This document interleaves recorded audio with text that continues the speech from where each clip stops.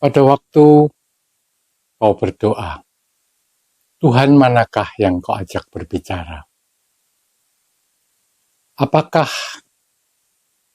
rasamu dan nalarmu bisa menjangkau Tuhan?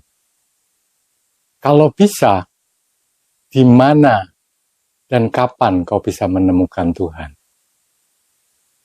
Halo Sobat, jumpa lagi dengan saya Peter Ingemar di channel Captain Peter.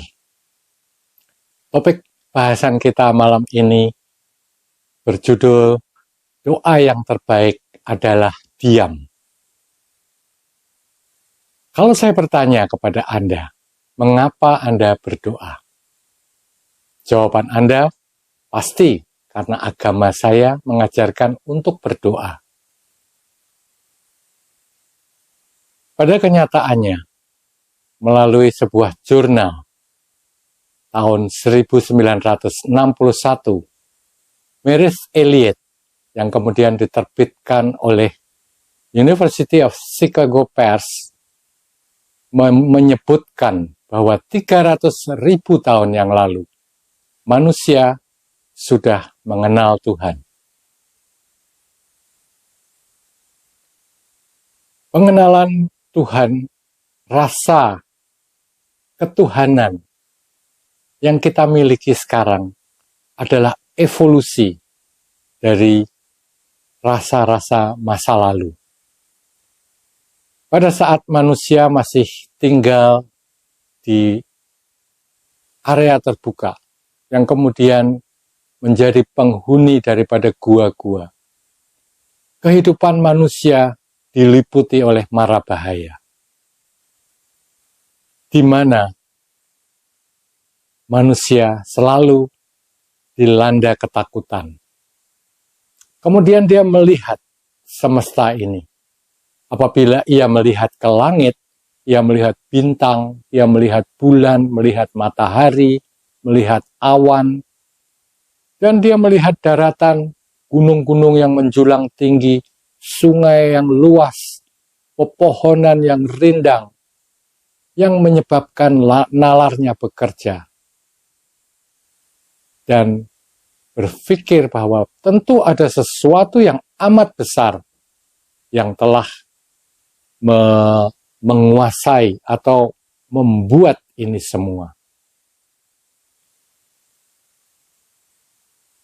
Sayangnya, manusia selalu mencari keluar. Sehingga pada awal-awal pengenalan Tuhan dari zaman Zoroaster, kemudian pagan, lebih kemarin lagi dewa-dewa Yunani, ada Zeus, ada Athena, ada Mars, ada Jupiter. Kemudian masuk ke era Hindu, di mana terdapat ribuan dewa. Manusia selalu mengasumsikan sesuatu yang mempunyai kekuatan besar adalah Tuhannya. Karena disitulah dia bisa menyandarkan harapannya, berlindung dari rasa takutnya. Kemudian bergerak lagi ke zaman agama-agama Ibrani, di mana diawali oleh agama Yahudi, kemudian Nasrani, dan yang terbaru adalah Muslim atau agama Islam, di mana konsep ketuhanannya sudah tidak seperti yang lalu. Apabila dewa-dewa itu adalah suatu person atau dapat dikatakan wujud orang, di mana ada dewa dan ada penyembah dewa. Pada zaman agama Ibrani, apa yang disebut dengan Tuhan adalah sesuatu yang tidak bisa diindra, tidak bisa dinalar. Tetapi mereka meyakini bahwa itu ada. Pada zaman terakhir agama Islam, saat turunnya wahyu Al-Quran, malaikat Jibril berkata kepada Nabi Muhammad, "Iqra ya Muhammad," yang artinya, bacalah Muhammad. Pada saat itu, kitab yang diturunkan itu bukan berupa kitab, tapi berupa pesan yang disampaikan oleh malaikat Jibril kepada Nabi Muhammad. Jadi, perkataan Iqra itu pasti bukan artinya Nabi Muhammad disuruh membaca kitab, karena yang disampaikan adalah kata-kata. Tapi, yang dimaksud adalah bacalah dirimu dan hubungannya dengan alam semesta ini. Maka engkau akan menemukan Tuhan. Yang saya tahu, hanya satu agama yang tidak mau membicarakan mengenai Tuhan. Dan menurut saya, ini adalah suatu kekonsistenan bahwa semua agama menyebut Tuhan itu tidak dapat diindra, tidak dapat dinalar. Tetapi semua agama menceritakan banyak sekali tentang Tuhan dengan kata-kata. Menurut saya ini adalah ketidakkonsistenan. Sehingga ini bisa menimbulkan kesalahan persepsi atau persepsi yang berbeda antara satu orang dengan orang yang lain. Hanya satu agama, yaitu agama Buddha, yang tidak mau menyebutkan atau menerangkan tentang Tuhan. Semua agama berbicara mengenai Tuhan dengan kata-kata manusia. Sedangkan pada awalnya mereka mengatakan bahwa Tuhan itu tidak dapat diindra, tidak diketahui oleh akal, tidak dapat dilihat, tidak dapat dirasakan. Nah, ketidakkonsistenan ini, seperti yang saya katakan tadi, membuat persepsi seorang dengan seseorang yang lain berbeda. Sehingga di agama diceritakan bahwa Tuhan menciptakan manusia. Dan setelah manusia diciptakan, maka manusia menciptakan Tuhannya. Dengan apa? Dengan pengertiannya, dengan persepsinya, dari apa yang didengarnya dari agamanya tentang Tuhan. Saya masih ingat pada waktu pertama kali saya belajar mengenai agama. Guru saya mengajarkan bahwa Tuhan itu maha segala sesuatu. Dan karena itulah, maka bayangan yang timbul dalam benak saya ketika disebutkan nama Tuhan adalah sesuatu di atas sana yang besar, duduk di sebuah kursi yang megah di atas awan dan memerintah semua dunia ini. Itu adalah gambaran pada masa kanak-kanak saya. Dan tentu saja saya pun menjadi tertawa. Karena setiap kali saya berdoa, saya melihat ke atas. Karena seolah-olah Tuhan ada di atas sana. Setelah nalar saya timbul, saya mengerti bahwa dunia ini berputar. Segala sesuatu yang sekarang ini ada di atas saya, besok pagi ada di bawah saya. Jadi, ternyata Tuhan itu bukanlah sesuatu. Tetapi, meskipun dalam agama disebutkan, dalam agama Nasrani disebutkan, temukanlah kerajaan Tuhan, maka semuanya akan ditambahkan kepadamu. Pada agama Islam, pada saat malaikat Jibril menyampaikan wahyu kepada Nabi Muhammad tentang Al-Quran, malaikat Jibril berkata, "Iqra ya Muhammad." Artinya, bacalah. Tentu saja bukan membaca buku atau kitab. Karena pada waktu itu wahyu diturunkan dengan kata-kata, dengan sabda, bukan berbentuk buku. Jadi apa yang dimaksud dengan Iqra? Bacalah dirimu, bacalah hubunganmu dengan alam semesta ini, maka engkau akan mengetahui Tuhan.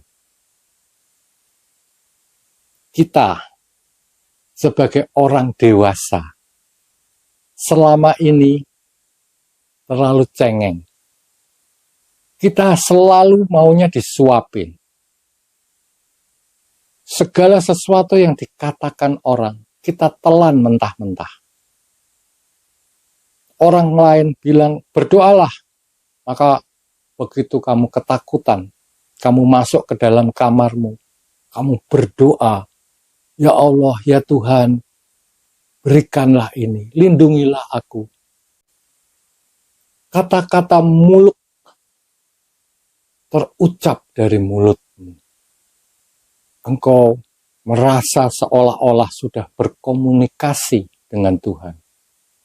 Padahal engkau tidak mengetahui siapa yang kau ajak berkomunikasi. Engkau belum pernah merasakan. Engkau hanya mempercayai tanpa akalmu. Padahal akal ini diberikan oleh Tuhan supaya engkau pakai, bukan untuk memberati kepalamu. Dan apabila engkau percaya kepada nabimu yang diberitahu supaya membaca, supaya Iqra, mengapa engkau tidak pernah membaca dirimu sendiri? Kapan kamu akan menjadi dewasa? Harus berapa lama lagi menunggu sehingga kamu bisa mandiri? Nah, sekarang semuanya ada pada kita. Kita mengetahui bahwa Tuhan itu Maha Ada. Di mana kita bisa menemukan Tuhan? Kalau Tuhan itu Maha Ada. Tuhan Maha Ada karena segala sesuatu di dunia ini ada dikarenakan meminjam keberadaan Tuhan. Tuhan itu ada, selalu ada, dan terus akan ada. Sehingga untuk bertemu dengan Tuhan, tidak perlu kemana-mana, tidak perlu mencari kemana-mana. Apa yang harus Anda lakukan? Tidak ada. Diamlah. Diamlah badanmu, diamlah pikiranmu. Maka engkau akan merasakan keberadaanmu. Keberadaan yang kau kira adalah keberadaanmu, adalah keberadaan Tuhan yang dipinjamkan kepadamu, sehingga engkau menjadi ada. Apabila engkau sudah bisa menemukan keberadaanmu, yang sebetulnya adalah keberadaan Tuhan yang dipinjamkan kepadamu, maka semua rasa takutmu akan hilang.